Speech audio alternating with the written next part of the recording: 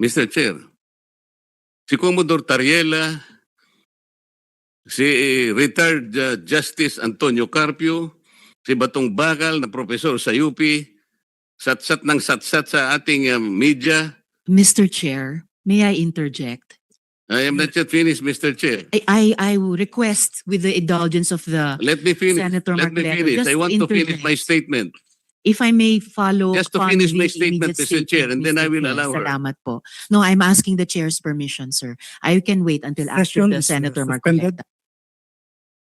Magandang araw po. Ito po si Rene Bay. Ito po itong hayano natin mga kababayan. Itong kaganapan sa mga sinasabi ni Senator Marcolita patungkol sa West Philippines Sea. Dito po mga kababayan, itong bagong word of the day. Itong salitang satsat. Ito po itong hayano natin mga kababayan. Huwag na po natin patagalin pa. Bago pa lang kayo dito sa channel ko, like man lang at saka isang subscribe. Masaya na si Rene Bay dyan. Okay, go! Your position, General. Assignment. Thank you, Mr. Chair, Your Honor. Currently, I'm serving as Infantry Brigade Commander in the Philippine Army of. So you're not privy to the situation and the condition of the West Philippine Sea?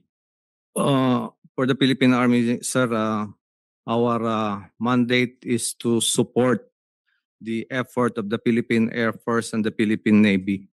And part of that is to enhance our maritime domain awareness, Your Honor.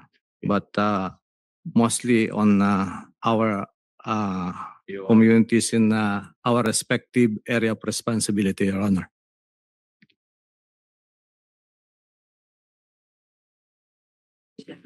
Honorable Marcoleta. Mr. Chair, kasi po, kaya ko lang naman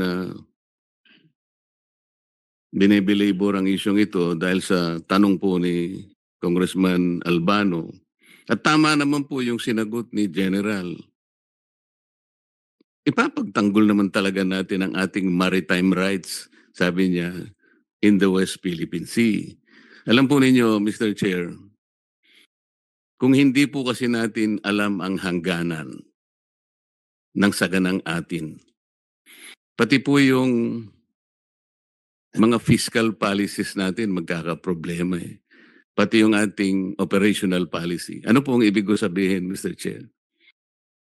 Yung lamang pagpapatrolya po ng halimbawa ng Philippine Navy, hindi naman niya alam kung hanggang saan. Hindi ba kailangan alam natin hanggang saan ang ating i-enforce ang ating mga batas? Yung enforcement po ng batas natin, dapat tukoy na tukoy po natin yung hangganan. Ang ibig po ba ninyong sabihin, General, sa kalakihan po ng Armed Forces of the Philippines, hindi po nila nabanggit sa inyo para sa ganun alam natin kung anong ating ipinagtatanggol. Yung isang Commodore sa Philippine Coast Guard, nagpupunta sa lahat ng mga paaralan. Nagsasalita tungkol sa West Philippine Sea.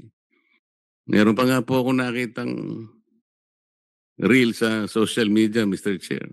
Ang una niyang tanong sa mga estudyante, mga kabataang estudyante, where's the West Philippine Sea? Siguro po, General, napanood na ninyo siya. Maraming pagkakataong pumupunta sa mga eskwela. Okay lang naman po yung ituro natin talaga eh. Tulungan natin ang ating mga kababayan, mga estudyante, lahat.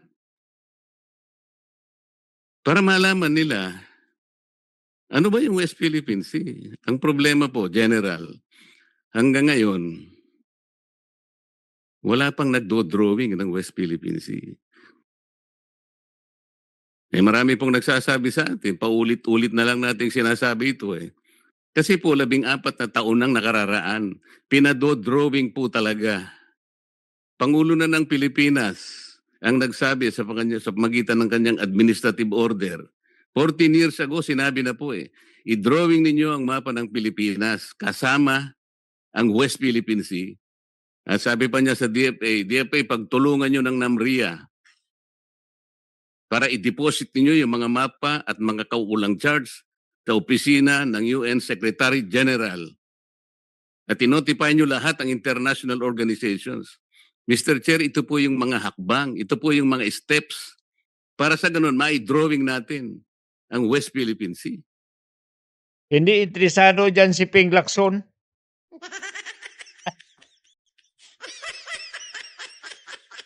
Sa gilid pa, parang nasa tapat mo lang yun na Senator Marcolita, na parang nabibingi na ata yun. Ito po mga kababayan, may natutunan tayo rito sa mga sinasabi ni Senator Marcolita. Kaya, kinig tayo.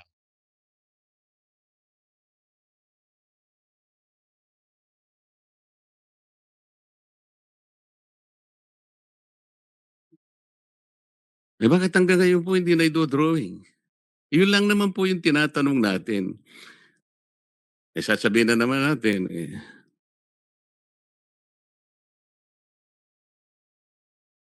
paano natin iis natin? Paano po yung budget natin? Ang dami po bahin po natin ang ating GAA for 2026.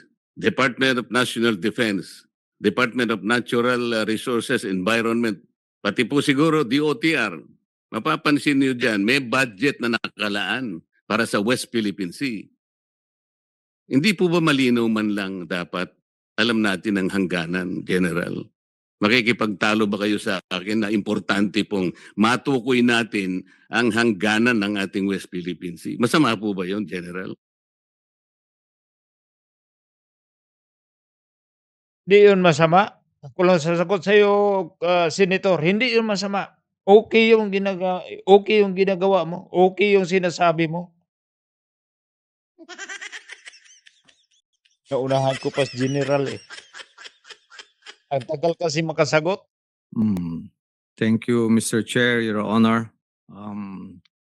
We welcome the idea, sir, and rest assured that this will help us to understand more on the status of the WPS issue in the armed forces. And we assure you, Para man tong pangit naman to General, kailangan mo alert. Naalala niyo tong hearing sa ICC nung mga nakaraang linggo? Yung translator, yun ang mga boses sobrang malumanay. Di ko na binabastos itong mga military. Yung talaga pa, yung sagot na agresibo talaga, yung positive talaga yung mga sagot. Your Honor, that the armed forces will always follow the national policy direction of the government, and we will always follow the chain of command, the directive of our higher headquarters, Your Honor. Salamat po sa sagot ninyo, General. Sa mga tweet, sumasang-ayon po kayo na dapat lamang talaga matukoy po natin ang hangganan ng saganang atin. Tama po yun? Tama. Thank you, Mr. Chair, Your Honor. Sabihin mo Hindi, tama. tama po yun? Tama. Yes, Your Honor. Okay. Kasi po, General, maski po sa ating mga batas, tutukuyin ko na po, Republic Act 12064. Pag binasa po ninyo ang definition ng West Philippine Sea, tumutukoy po sa maraming bagay ng ating karagatan. Una na po yung ating Luzon Sea, yung ating exclusive economic zone, yung Bajo de Masinloc, and the maritime features of the Calayan Island Group. Kaya kailangan po nating matukoy talaga. Yun lamang po. Meron tayong definition sa batas. Meron tayong kautusan ay binigay sa NAMRIA at sa Department of Foreign Affairs. I-drawing na yung mapa upang makilala na kung nasaan talaga ang West Philippine Sea. Tingnan po ninyo, General. 1953, kung inyo pong susuriin ang mapa ng daigdig, lalo na ang karagatan. Yung ating Eastern Seaboard, nandun po yung Philippine Sea. 2000 po, dinrawing uli yun. Kasi po, every now and then, dinudrawing talaga yun. Nandun po pati coordinates, pati charts. 1953 pa po, or 74 years ago, ang Philippine Sea nakadrawing talaga doon. Pati ang mga coordinates niya. Kung nagawa po natin na i-drawing ang Philippine Sea on the Eastern Seaboard, bakit hindi natin kayanin i-drawing uli ang West Philippine Sea on the Yun. western side of our country. Yun. Yun po talagang dapat nating gawin. Oo. Pagsikapan. Tinatanong ko nga po kaya po nagpatawag pa nga ako ng naggawa po ako ng resolusyon, pinatatawag ang NAMRIA, pinatatawag po lahat ang may kinalaman sa pagdodrawing ng ating West Philippine Sea.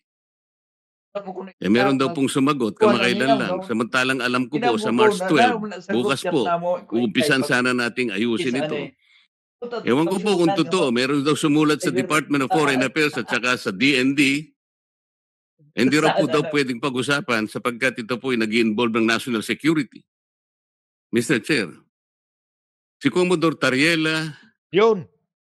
si retired Justice Antonio Carpio, Yun. si Batong Bakal na professor sa UP, Oo. satsat ng satsat sa ating Ayun, media. sat. Mr. Chair, may I interject? I am not yet finished, Mr. Chair. I will request with the indulgence of the Let me finish. Senator Let me Marcoleta, finish. just I want to finish my interject. statement.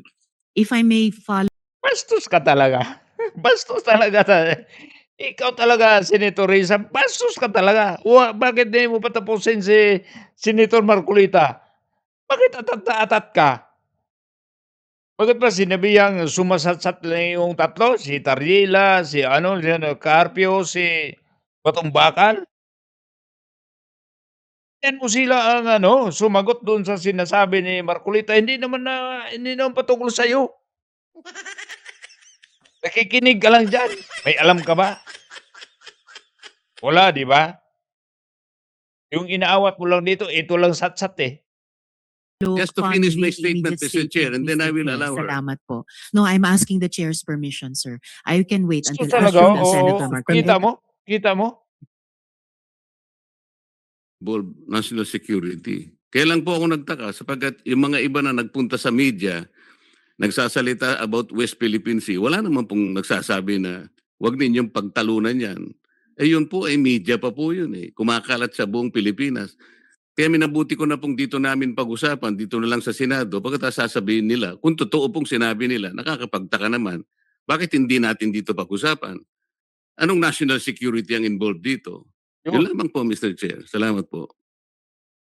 Thank you, Honorable Marcoleta. Honorable Rizon Tiveros. Sige, Risa, Salamat, banat. Mr. Chair. Ang akin lang po sanang interjection kanina na nag-submit ako dun sa tamang hiling naman ng colleague namang tapos sila and based on the ruling of the chair ay wag po sana nating sasabihin na ang mga sinasabi ni na Commodore Tariela, retired Senior Associate Chief Justice Carpio at isa pang binanggit kanina ay mga satsat. Dahil mga seryosong pananalita nila iyon kahit kadebate man sila o hindi.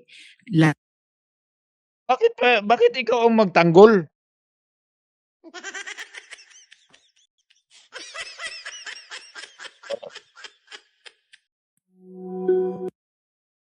Alam po ba ninyo kung bakit ko Honorable ginamit? Marcoleta. Alam po ba niyo kung bakit ginamit ko yung satsat? Yun. Hindi ko lang po alam kung ano ang pagkakaintindi po ng ating kasama ron. Pero yung satsat po, walang implication na masama yun. Kaya ko po ginamit yung salitang satsat. Kapag sila po ay nagsasalita, wala pong batayan Halimbawa po, yung sinabi ni Justice Carpio, hindi na po kailangan ng So, ang salitang satsat, yun ang mga sinasabi mo, walang batayan. Kumbaga, chismis. Haka-haka. Pintong barbero. Yun ang satsat. Ngayon, Senator Reza, alam mo na, satsat, meaning pintong barbero. Ay, iba na yun.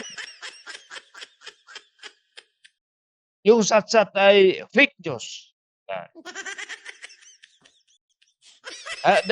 Daming mga synonyms na Ito, ngayon, Senator Reza, alam mo na. coordinates para po i-delimit natin ang exclusive economic zone. Mali po yun Magkakamali po, pati ang mga taong bayan maniniwala sa kanya sapagkat dati siyang magistrate ng Supreme Court. Mali po yun Ang dami pong babanggain na artikulo ng UNCLOS pag pinilit niya yun. Pati po yung mga pasabi, regular na reminders po ng opisina ng UN Secretary General.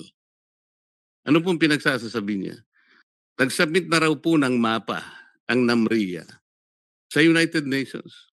Sat-sat din po yun, Mr. Chair. O yun. Kahit nga po ngayon dito, matutukoy natin, i-open lang natin ang website kung alam po nung professor ng UP na wala tayong sinasubmit na mapa. Alam po ba niyo kung ano yung Isa, albatin mo na. Ilang paulit-ulit na sinasabi ni Senator Marcolita yung satsat. Oh, ngayon, naintindihan mo na, di tahimik ka? Dito po mga kababayan, alam mo dito sa mga kumukontra dito ni Senator Marcolita, hindi mga abogado. Ito si Senator Marcolita, abogado to. Tapos ang kumukontra pa, ako po, hindi naman kayo abogado. Eh, kalaban-laban yan. Si Ping Lacson nga, nabibingi na nga. Eh, dinadaan lang niya sa kapugian, mas pugi daw siya kaysa kay ni Senator Marcolita.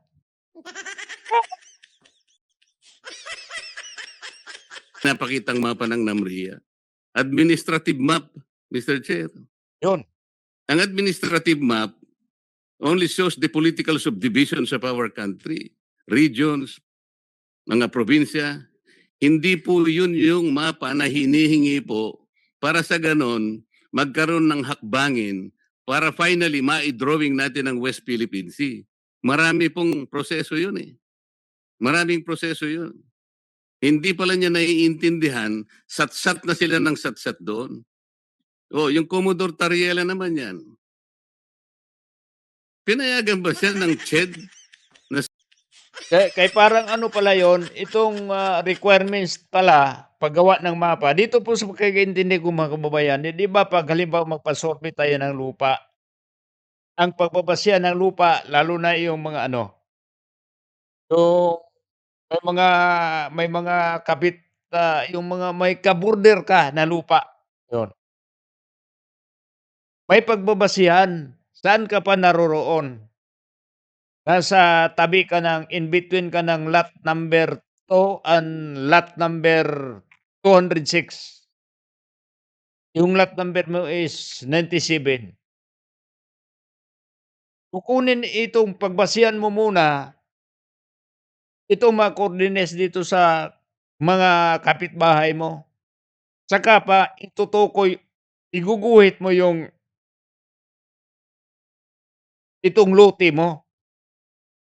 So, ibig sabihin, naka-insert na yun. Idadagdag na yun sa may sarili na yung lot number.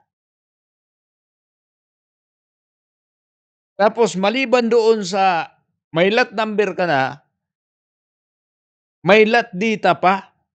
Iwala yun. Kaya ito sa sinasabi ni Senator Marcolita, naintindihan ko po dahil ay kukunti naman kaming lote, yung mga proseso nila sa paano sila survey o paano sila relocate ng mga boundaries doon sa mga lote. Ano ang pagbabasihan at halimbawa magpa-subdivide ka. Una yung lupa. Kailangan mo bumili ka lang ng ilang square meter na nasa gilid. Kailangan yung lot number. At yung lot number na yun, naka-insert yung lot data. Sa nakapaloob ng lot data, mag-insert ka uli kung saang parte ka. Pagkatapos na doon, i-insert mo doon sa lot data ang bagong lot number. Saka pa i-submit saan ba yun? Bureau of Land. Kaya naintindihan ko itong sinasabi ni Marcolita. Iwan ko ba itong mga kasamaan nitong mga senador at sa mga congressman, lalo ba dito ni Ping Lacson, hindi noon maintindihan, lalo na ito ni Madam Risa Ontiveros. Sa bagay, ang binabantayan lang dyan ni Madam Risa Ontiveros ay ang salitang sat-sat lang. Huwag ko pa lang yung sa ibang mga sinasabi, alam naman natin, hindi sila interesado yon sa mga sinasabi ni Senator Marcolita Dahil sabi pa nga ni, Senator, Lacson, ito si Senator Marcolita ay bida-bida raw. Sabihin kung nasaan ang West Philippines. Hindi naman niya po tinutukoy. Pakinggan po natin yung kanyang discussion. Miski isa doon, kaya ko lang po nasabing gano'n. Lumalabas sa social media, lumalabas sa mainstream media, buong Pilipinas nagtatalakay sila. Wala isa man na nagsabi that that issue involves national security. Yun. Bakit po nung ako gumawa ng resolution para dito natin pag-usapan formally, bakit biglang naging national security? Ayaw nila, hindi interesado si Lacson.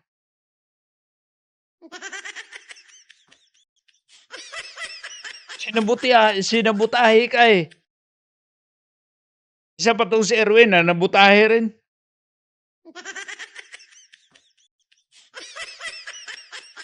Wala naman ang tanong eh.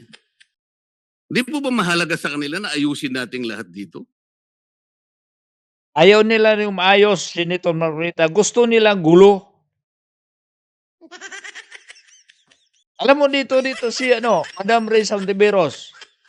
Saan yung nakailing yon? Diba doon sa kabilang bakod? Doon sa kabilang dimension? Kaya ayaw nila yung gulo.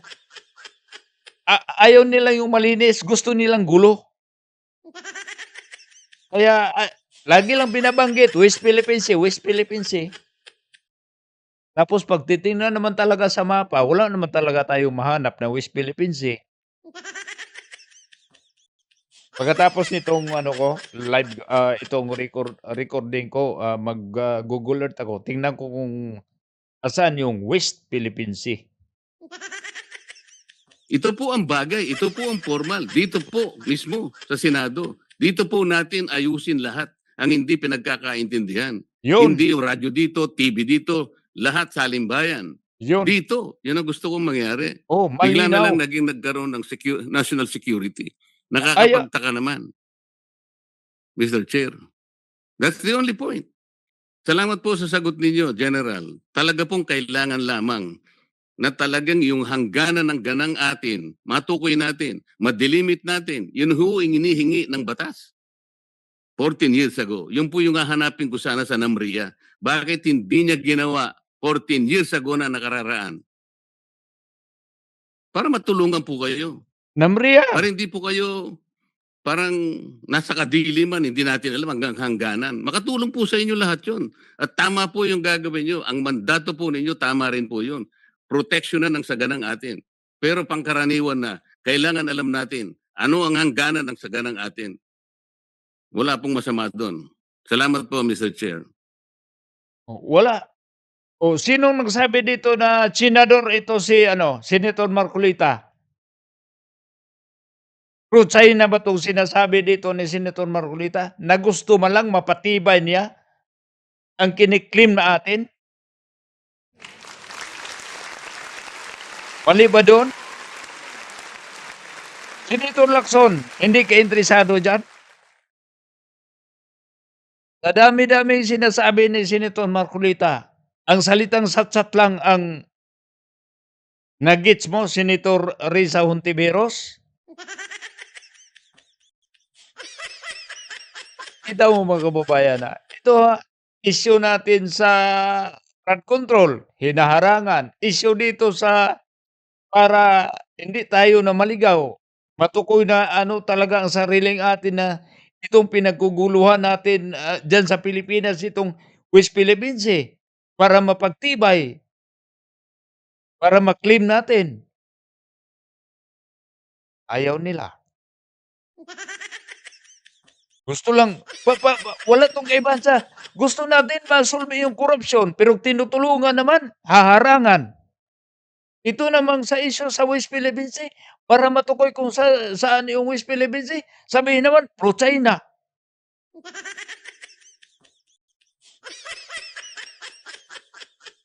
Tawag ko sa inyo, matino kayo o buwang-buwang.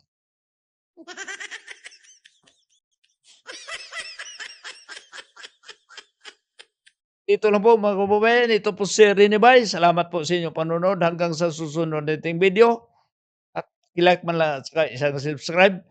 Masaya na si Rene Bay dyan. Salamat.